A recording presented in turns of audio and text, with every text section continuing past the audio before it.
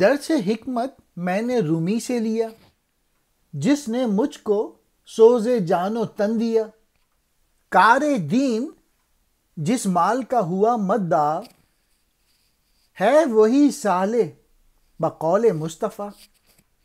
گر نہیں اس درس حکمت پر نظر، تو غلام آقا ہے تیرا سیم و زر۔ بے زوروں سے ہے کشاد امتاں، بندہ زر ہے فساد امتاں۔ علامہ اقبال کہہ رہے ہیں کہ میں نے پیر روم یعنی مولانا رومی سے بہت چیزیں سیکھیں اور ان کی باتوں میں سے اپنے آپ میں سوچ پیدا کیا ہے۔ اگر تو مال کو دین کی خاطر جمع کرتا ہے تو حضور اکرم صلی اللہ علیہ وآلہ وسلم کا ارشاد مبارک ہے کہ ایسا مال صالح ہے۔ اگر اس حکمت پر تو غور نہیں کرتا تو پھر تو ایک غلام ہے اور دولت تیری آقا ہے۔ تہی دست افراد ہی سے قوموں کو فراغ اور وقار ملا ہے، جبکہ سیم و زر کے غلام دولت قوموں کے بگاڑ ہی کا سبب بننی ہے۔ سیم و زر کہتے ہیں چاندی اور سونے کو، خرابی کہتے ہیں بگاڑ کو، امتا امت کی جمع اقوام، تہی دست خالی ہاتھ لوگ، مفلس لوگ۔ تازگی اس کی نگاہوں میں ہے خوار، کہنگی کی جستجو اس کا شعار۔ نا ثواب اس کی نگاہوں میں ثواب، خائف ہنگامہ ہائے انقلاب۔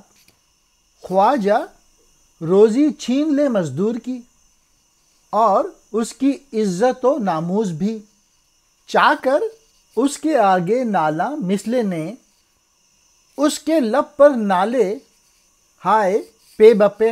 تازگی سے مراد ہے یہاں پہ جدت، نیا پن۔ خوار سے مراد ہے پست، رسوا، ذلیل، بے اعتبار۔ کہنگی قدامت، پرانا پن، انقلاب کی ضد۔ پیسے کے غلام کی نظر میں جدت صرف ایک ذلت ہے، وہ تو صرف قدامت ہی کا خریدار ہے، یعنی وہ صرف سرمایہ دارانہ انداز کی قدیم روایت دولت اکٹھی کرو، اس کے لیے جو کچھ بھی کرنا پڑے کرو پر قائم رہتا ہے، جس میں وہ تبدیلی نہیں چاہتا۔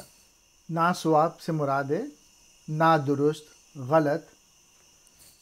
انقلاب، وہ انقلاب کے ہنگاموں سے ڈرتا ہے۔ اس کی نظر میں نادرستی ہی درستی ہے، وہ انقلاب کے ہنگاموں سے ڈرتا ہے۔ اس سرمایہ دار کی نظر میں نادرستی ہی صحیح ہے، وہ اس خوف سے کہ کسی انقلابی صورتحال سے اس کی سرمایہ داری تباہ نہ ہو، وہ ہر ناجائز بات کو جائز قرار دے کر اس پر ڈٹا رہتا ہے۔ مالک غریب مزدور کی نہ صرف روزی کھا گیا بلکہ اس کی بیٹی کی آبرو سے بھی کھیل گیا۔ اس کے حضور میں مزدور بانسری کی طرح فریاد کرتا ہے، اس کے ہونٹوں پر مسلسل فریاد ہی فریاد رہتی ہے۔ نالہا، نالے کی جمع، آہو زاری، فریاد کرنا، پے بپے، مسلسل۔ میں سے خالی اس کے ہیں جام و سبو، قصر کا معمار بھٹکے کو بکو۔ وہ امیر اچھا کہ جوں درویش ہو، اس زمانے میں خدا اندیش ہو۔ جو نہ جانے نکتہ عقل حلال، ہر جماعت کے لیے وجہ و بال۔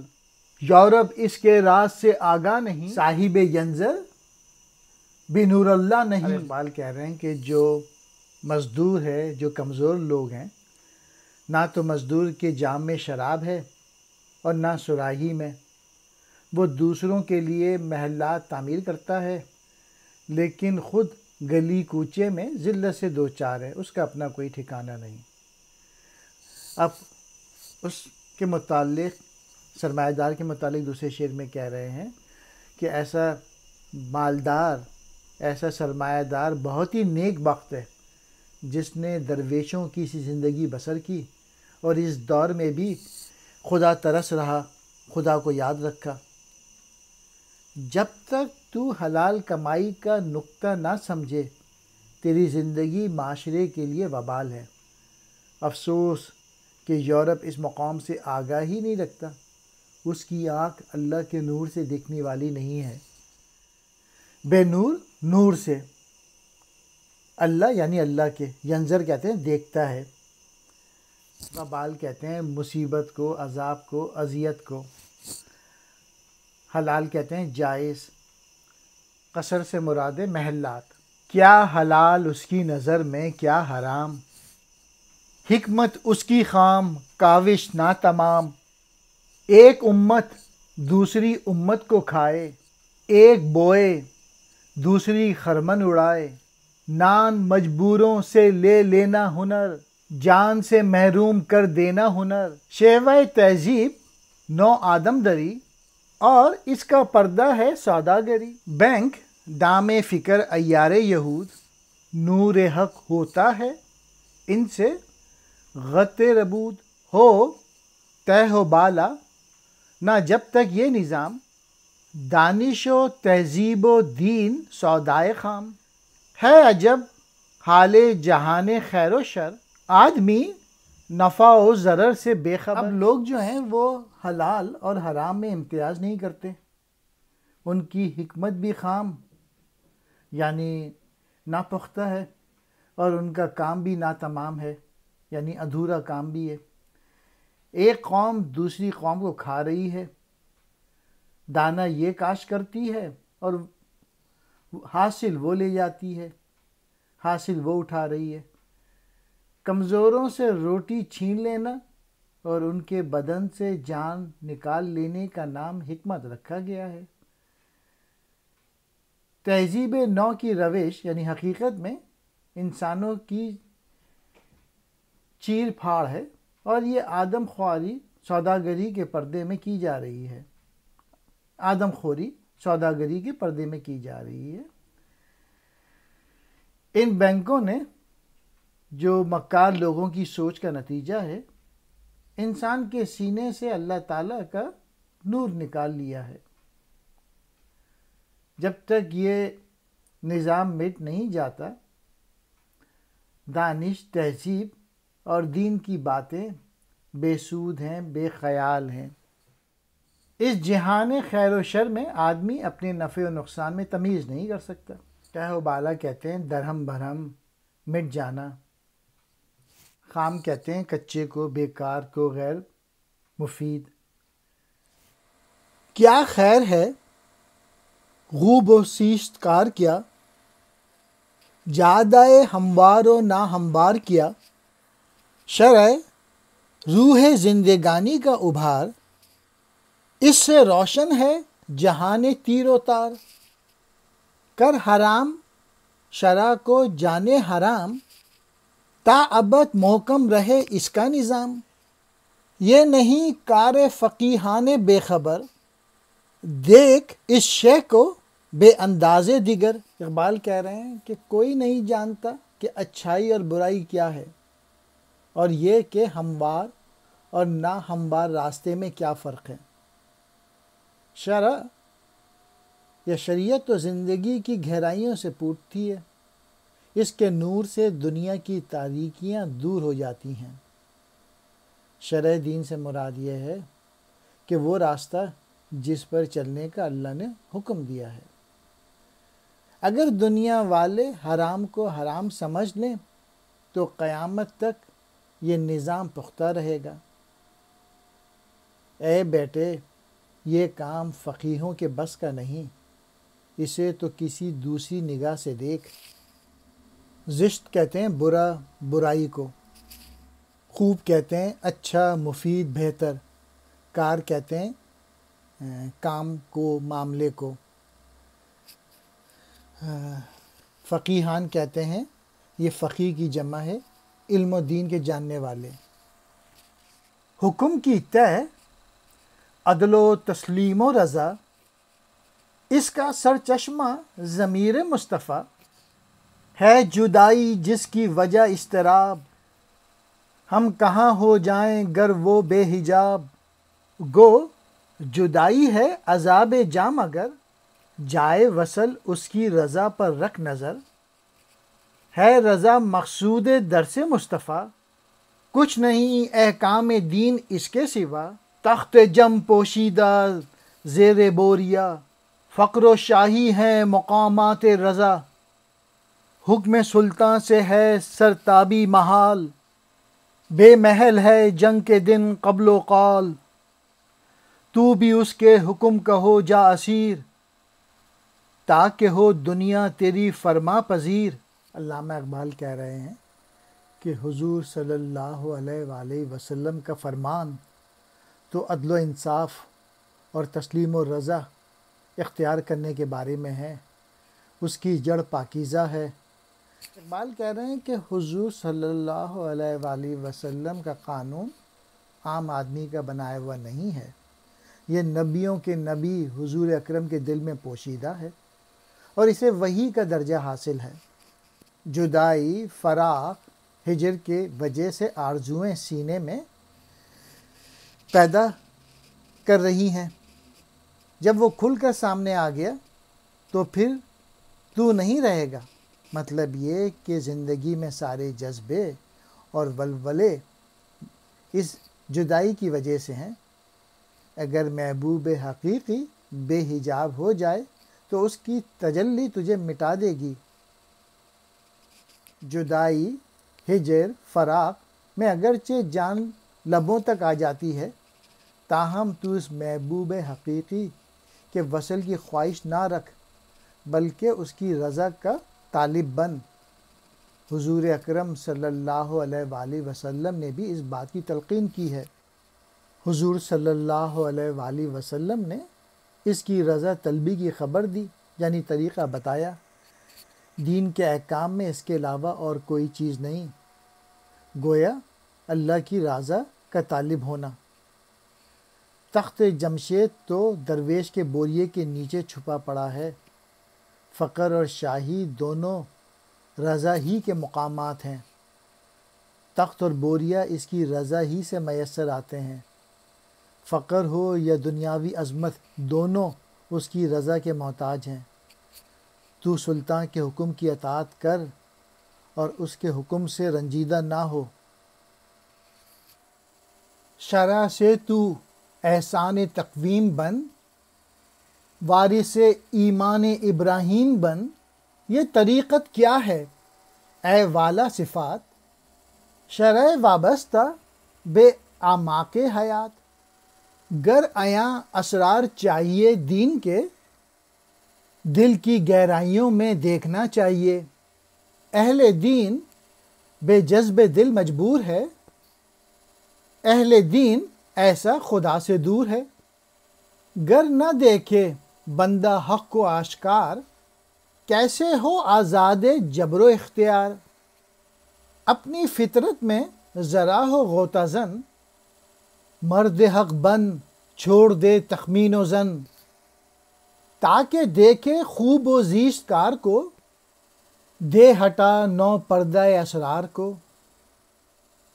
ہو گیا سر نبی جس کو نصیب، ہے وہ جبرائیل امی سے بھی قریب۔ کہ نازا ہے یہ قرآن عظیم، حجروں میں کب تک رہے گا تو مقیم۔ دہر میں اسرار دین کو فاش کر، نکتہ دین مبین کو فاش کر، کوئی اوروں کا نہ ہو منت گزیں، ہے فقط یہ نکتہ شرع مبین۔ کہہ رہے ہیں حضور اکرم صلی اللہ علیہ وآلہ وسلم کے طریقے پہ عمل پیرا ہو اور احسان تقویم کا عملی نمونہ بن جا، اور اس طرح صحیح معنی میں حضرت ابراہیم علیہ السلام کے دین کا وارث بن جا۔ تو اے اعلیٰ اور اچھی صفتوں کے مالک، میرے قاری، میرے مخاطب، تجھے معلوم ہے طریقت کی کیا تعریف ہے؟ اس سے مراد ہے شرع کو زندگی کی گہرائیوں سے دیکھنا۔ اگر تو دین کے رازوں کو واضح اور روشن دیکھنے کا خواہاں ہے تو پھر صرف اور صرف اپنے ضمیر کی گہرائیوں سے دیکھ، اس لیے کہ ان کے بغیر ان کا مشاہدہ ممکن نہیں۔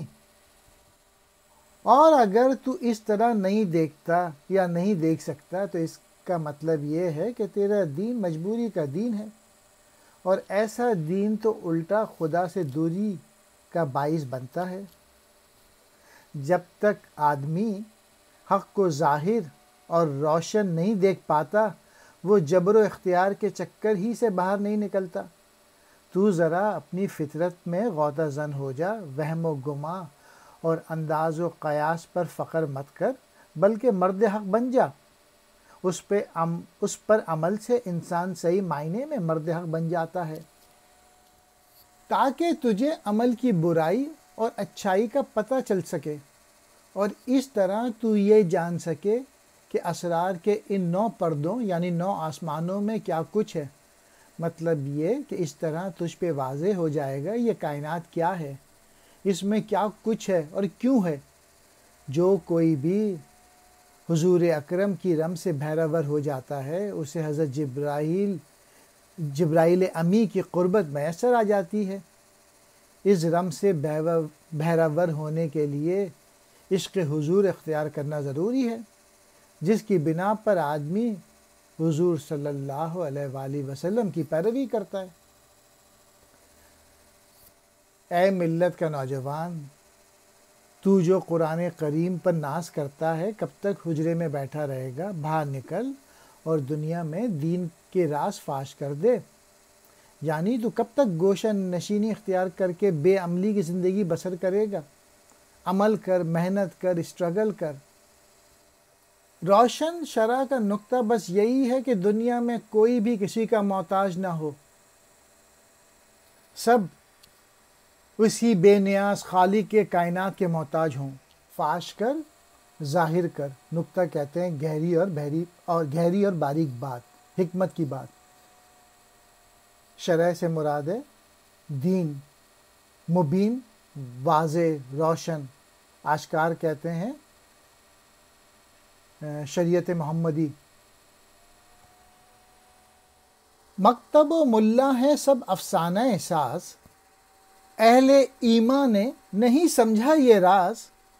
قوم زندہ مٹ گئی تاویل سے، روح بین ایمان کے شعلے بجھ گئے۔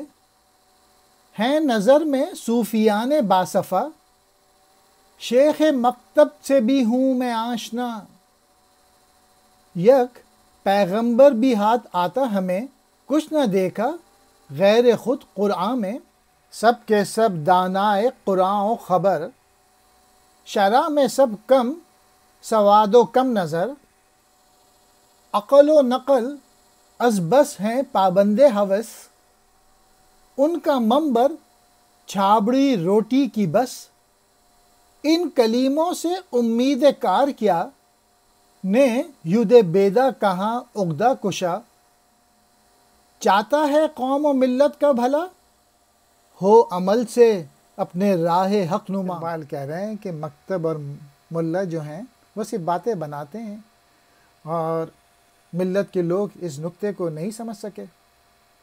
ملت ایک زندہ قوم تھی، تاویلوں نے انہیں موت سے ہمکنار کر دیا۔ ان کے ضمیر کے اندر جو آگ تھی بجھ گئی۔ میں نے باصفا صوفیوں کو دیکھا ہے اور شیخ مکتب کو بھی خوب پرکھا۔